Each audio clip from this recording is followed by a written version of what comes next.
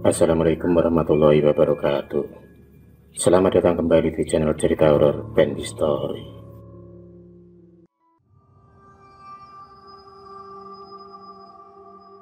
Kisah ini terjadi pada tahun 90-an. Kisah tentang seseorang yang memuja mengambil pesugihan Dewi Ular. Sebut saja namaku Yogi. Dahulu kakekku pernah bercerita tentang salah satu warga di desanya yang menjadi pemuja pesugihan Dewi Ular. Kakekku mengatakan kalau orang tersebut adalah orang yang paling kaya raya di desanya. Sebut saja namanya Pak Parman. Dahulunya Pak Parman adalah seorang warga biasa yang serba kekurangan dalam kehidupannya. Pekerjaannya yang hanya sebagai buruh serabutan membuat penghasilannya minim dan serba kekurangan. Saat itu Pak Parman baru memiliki satu orang anak yang berumur sekitar 12 tahun. Hidup serba kekurangan dijalaninya bersama dengan sang istri dan anaknya. Istri Pak Parman yang bernama Bu Ratmi adalah seorang buruh cuci di rumah para tetangga yang membutuhkan jasanya. Meskipun hidupnya serba kekurangan, tapi Bu Ratmi tak pernah bersedih. Dia tetap tenang dan tetap berusaha untuk anak semata wayangnya itu. Apapun akan dikerjakannya demi memenuhi kebutuhan keluarga dan terutama anaknya.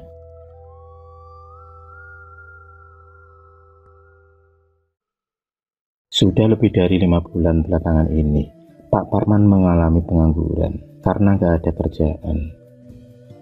Saat itu umur Pak Parman sekitar 45 tahunan. Keadaan itulah yang semakin membuat Pak Parman kebingungan dan frustasi.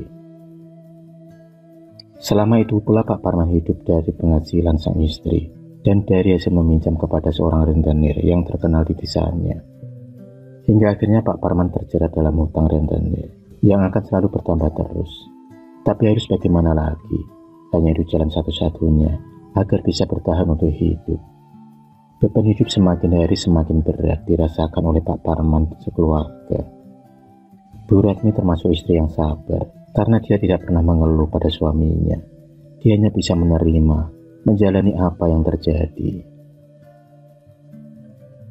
Karena semakin hari hutang Pak Parman semakin bertambah kepada sang rentenir, akhirnya ia pun harus merelakan surat tanah miliknya untuk sebagai jaminan. Pak Parman hanya bisa menangisi nasibnya, nasib yang malang yang menimpa keluarganya. Surat tanah rumah miliknya satu-satunya itu harus tergadaikan demi bertahan untuk hidup. Padahal itu adalah satu-satunya harta yang dimilikinya saat itu.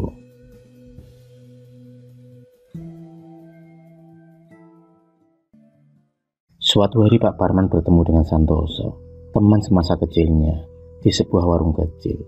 Saat itu Pak Parman lagi pesan kopi untuk menghilangkan rasa stresnya.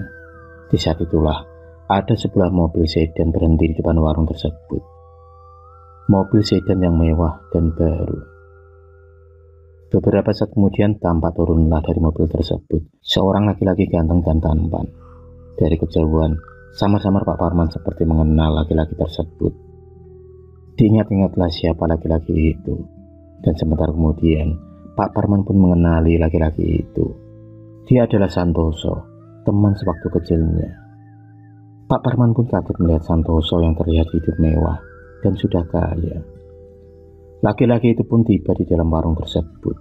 Dia pun kemudian memesan satu bungkus rokok dan kopi. Sesaat kemudian, dia pun sadar ada seorang laki-laki yang sedari tadi memperhatikannya.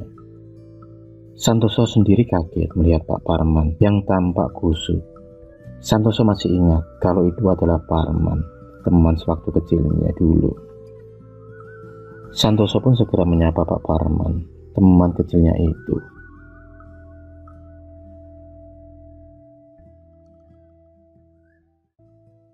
Pak Parman tampak senang melihat Santoso yang masih ingat dengannya. Akhirnya mereka berdua pun berbincang-bincang sambil menikmati kopi hitam. Banyak cerita yang mereka ceritakan, sebab ternyata mereka sudah tidak pernah bertemu semenjak Santoso pergi merantau. Mungkin sekitar 15 tahun lebih. Mereka berdua asik berbincang-bincang. Hingga akhirnya Santoso menanyakan tentang kehidupan Pak Parman. Kerja apa sekarang? Sudah punya anak berapa? Dengan sedih, Pak Parman pun akhirnya menceritakan kehidupannya yang serba kekurangan dan banyak hutang. Hingga kini hutangnya semakin bertambah banyak.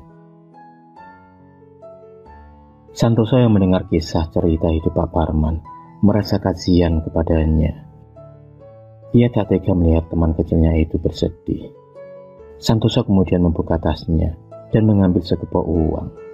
Santoso kemudian memberikan uang tersebut kepada Pak Parman untuk membayar hutang-hutangnya.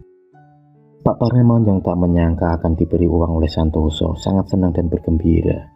Dia sangat berterima kasih kepada Santoso. Sebentar lagi hutang-hutangnya akan lunas dengan uang pemberian dari Santoso.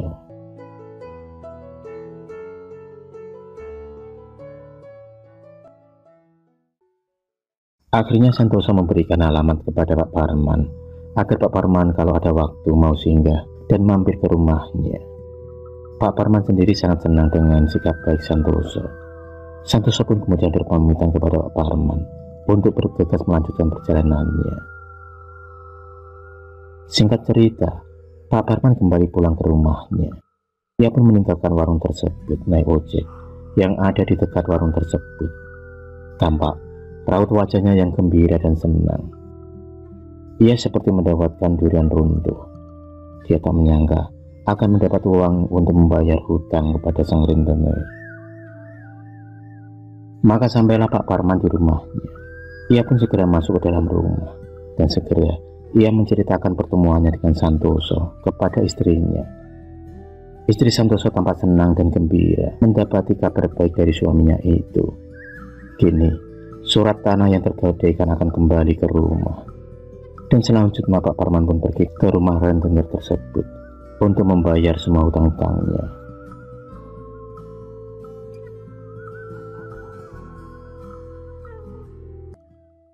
Suatu hari Pak Parman memantapkan untuk pergi berkunjung ke rumah Santoso, teman kecilnya dulu. Akhirnya dia pun naik ojek. Ia segera muncul pergi mencari alamat rumah Santoso yang berada di luar kota.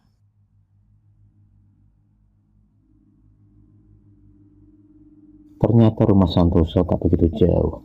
Rumahnya berada di kota sebelah. Dengan beberapa kali bertanya kepada orang yang dijumpainya, maka sampailah Pak Parman di rumah Santoso. Tampak rumah yang sangat megah dan begitu besar. Rumah tersebut berlantai 3. Maka bertemulah Pak Parman dengan Santoso.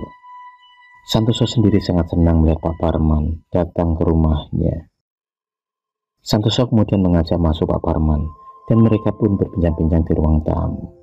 Terlihat rumah Santoso yang begitu besar dan mewah, penuh barang-barang berharga. Di sela perbincangan mereka berdua, Pak Parman memberanikan diri bertanya kepada Santoso, bagaimana ceritanya dia bisa menjadi orang kaya. Santoso dengan santainya menjawab dan menceritakan kisah perjalanannya menjadi orang kaya kepada Pak Parman. Dia pun menceritakan kepada sahabatnya tersebut dari mana kekayaan yang ia dapatkan. Ternyata kekayaan yang dia dapatkan adalah dari pesugihan Dewi Ular. Pesugihan yang pelakunya tersebut menjadi pengikut dan memuja Dewi Ular, sosok siluman ular gaib.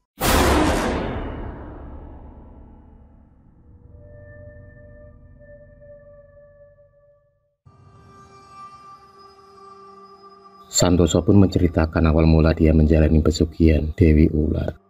Saat itu dia lagi bingung karena sudah menganggur cukup lama sekali. Dalam kebingungannya itu, dia bertemu dengan seorang kakek tua renta yang menceritakan tentang suatu pesugihan pencari kekayaan dengan jalan pintas. Laki-laki tersebut mengatakan semuanya dengan gamblang dan jelas. Saat itu juga Santoso tertarik dengan apa yang dikatakan oleh kakek tua tersebut.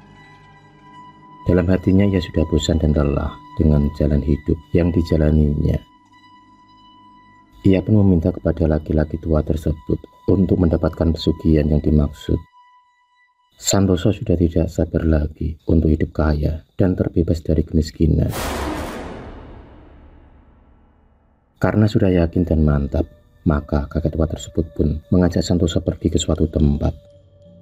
Suatu tempat yang terasa asing, wingit, dan angker.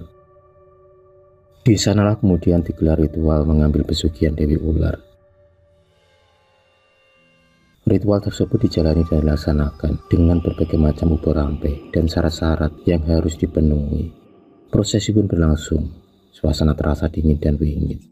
Suara-suara binatang malam dari kejauhan terdengar bersaut-sautan mengiringi gelapnya malam itu.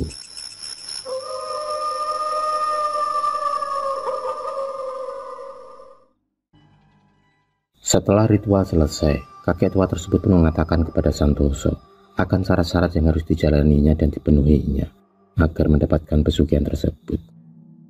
Beberapa syarat penting juga dikatakan oleh kakek tua tersebut. Santoso dengan sadar mengiyakan semua syarat yang harus disiapkan dan yang harus dijalaninya demi pesugihan tersebut.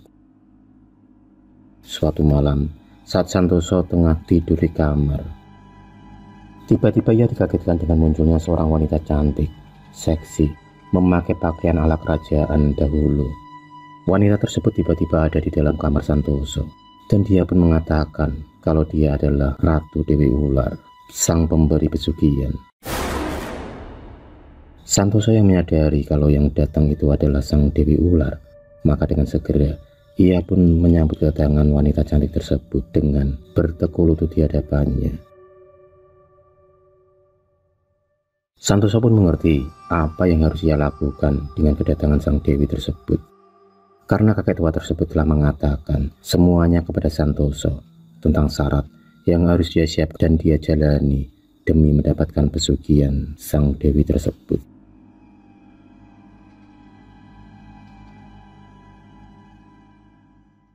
Malam itu Santoso akan memenuhi syarat yang pertama. Sebagai pengabdi pesugihan Dewi Ular, dia harus melayani sang Dewi seperti layaknya suami istri. Tampak di hadapannya sang Dewi Ular tersebut begitu cantik mempesona dengan lekuk tubuh yang aduhai seksinya. Malam itu di antara suara gerimis hujan dan suara-suara binatang malam yang saling bersaut-sautan mengiringi malam itu. Dua insan yang berbeda dunia itu tenggelam dalam kenikmatan dunia yang syahdu. Santoso sendiri tak sungkan melayani sang Dewi Ular karena wujudnya yang seperti manusia. Padahal sebenarnya saat itu Santoso tengah berjumpa dan bercinta dengan seekor ular raksasa yang sangat besar bermahkotakan hijau. Santoso hanya merasakan tubuh manusia yang tengah bersamanya. Kapan lagi dapat wanita cantik dan juga akan mendapatkan harta yang melimpah ruah? Bayangan kekayaan sudah di depan mata Santoso.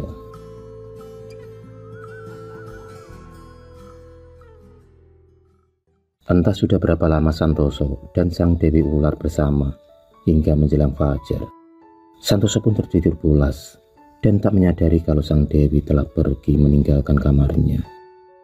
Tampak dia begitu lelah hingga Santoso pun ketiduran pulas dan peluh di sekujur tubuhnya. Sekitar pukul 6 pagi, Santoso pun terbangun dari tidurnya. Matanya masih terasa sebam, berat untuk dibuka. Tubuhnya terasa pegal-pegal yang dirasakan oleh Santoso. Namun, saat kedua matanya terbuka dan samar-samar terlihat emas dan uang berserakan di atas kasurnya, betapa kagetnya Santoso saat itu. Santoso tak menyangka di atas ranjangnya tampak perhiasan dan uang yang bertumpuk melimpah ruah. Hati Santoso pun sangat senang dan gembira. Pagi itu benar-benar pagi yang sangat menggembirakannya. Memang benar kata kakek tua tersebut. Setelah dia melayani sang Dewi Ular, maka uang dan emas yang banyak akan muncul dengan sendirinya.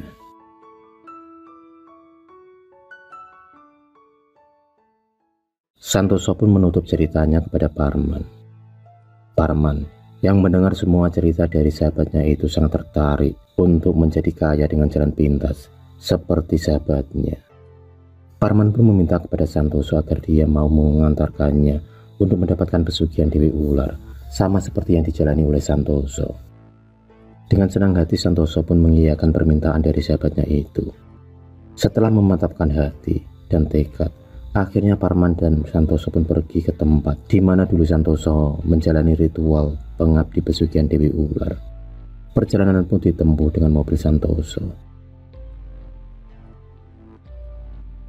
Beberapa jam kemudian sampailah Santoso dan Parman di lokasi di mana dulu Santoso melakukan ritual pengabdian pesugihan Dewi Ular. Di sana mereka disambut oleh sang juru kunci, seorang laki-laki yang sudah tua, yang memakai baju serba hitam. Laki-laki tua tersebut sudah hafal dengan orang-orang yang datang ke tempat tersebut. Maka dimulailah ritual untuk mendapatkan pesugihan Dewi Ular. Tampak sang juru kunci membaca mantra, memanggil sang Dewi Ular. Asap kemenyan dan bau dupa yang berterbangan terasa membuat suasana serasa mistis dan beraroma dunia lain. Sang juru kunci masih komat kamit membaca mantra untuk memanggil sang Dewi Ular untuk datang ke tempat tersebut. Beberapa saat kemudian, hembusan angin pun mulai datang, dari mulai pelan hingga angin pun mulai kencang. Suara angin tersebut pertanda bahwa sang Dewi telah datang ke tempat tersebut. Namun, hanya sang juru kunci lah yang dapat melihat sosok sang Dewi Ular tersebut, karena dia adalah gaib. Setelah prosesi ritual selesai, kakek tua sang juru kunci tempat tersebut pun menyampaikan apa yang disampaikan oleh sang Ratu Dewi Ular kepada Parman. Apa yang disampaikan diantaranya adalah syarat dan pantangan yang harus dijaga dan dipenuhi serta dijalankan oleh Parman agar mendapatkan kekayaan dan mengabdi pesugihan Dewi Ular.